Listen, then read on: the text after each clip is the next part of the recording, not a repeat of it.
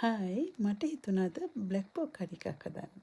ඉතින් මම ඒවා ගෙනල්ලා සෝදලා කපලා කහ දාලා ලුණු දාලා මිරිස් දාලා විනාගිරි දාලා අත ගාලා මම පැය භාගයක් තිබ්බා.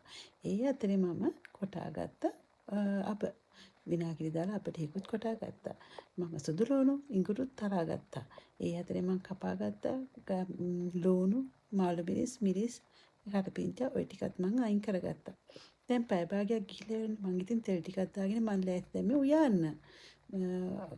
තෙල් දාන්න හොඳ නැල්ලු පෝක් වලට. ඒත් ඉතින් මට කරන්න දෙයක් නැහැ. මං ගෙනාපු පෝක් වල තෙල් කෑලි අඩුයි. මස් කෑලි විතරයි වැඩිපුර තිබුණේ. ඉතින් මං ඒ නිසා තෙල් ටිකක් දැම්මේ. මම වතුර දැම්මෙත් නෑ. වතුර මේ සැන් දෙකක් විතර දැම්මේ. මොකද වතුර දාන්න බෑ. මම ෆ්‍රීස් කරපු. ඒ කියන්නේ අයිස් වල තිබුණු පෝක් තමයි ගෙනාවේ. ඒ වගේ වතුර ගතිය තියෙනවනේ. මං ඉතින් හිතුවා ඒ වතුරෙන්ම තැම්බෙන්න අරින්න. ඉතින් විනාඩි 50ක් විතර මම ඔහොම උයලා තම්බගත්තා හොඳට. ඒ තම්බලා මම විනාඩි 5ක් විතර ගියාට පස්සේ මම තරාගත්ත සුදු ලුණු ඉඟුරු අර කොටාගත්ත අබ එතකොට සූදුරු ටිකක් දාලා හොඳට උයාගත්තා ආයෙ පාරක්. ආයෙත් උයාගත්තා හොඳට රන් පහ වෙනකම්ම අර දාපු කුළු බඩු ටික රන් පහට වෙනකම්ම මම උයාගත්තා. ඊට පස්සේ මම අර කපාගත්ත බීලුණු රවුමට කපාගත්ත බීලුණු මාළු මිරිස් කරපිංචා අමු මිරිස් ඒ ටිකක් දාගත්තා. ඒ ටිකක් දාලා ආයෙ මම උයාගත්තා හොඳට. දැන් පේනවනේ කාලු පාටට වගේ දුමුරු තද දුමුරු පාටකට දැන් ඇවිල්ලා තියෙනවා. ඉතින් එහෙම මම උයාගත්ත පෝක් කරි එක ඒකට මම තව දෙයක් දැම්මා. සොයා සෝස් මේ සැඳි දෙකක් දැම්මා.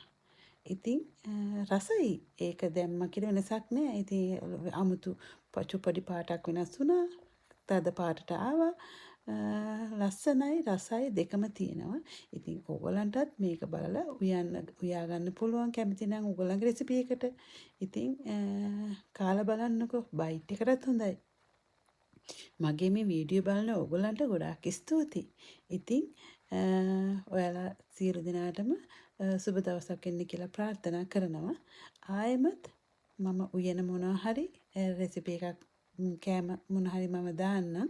එතකන් ඔයාලා සියලු දෙනාටම සුබ දවසක් වෙන්න කියලා ප්‍රාර්ථනා කරනවා. ඒ වගේම ගොඩාක් ස්තුති වෙනවා. ස්තුතිවන්ත වෙනවා මට ලයික් කරනවට මාව බලනවට.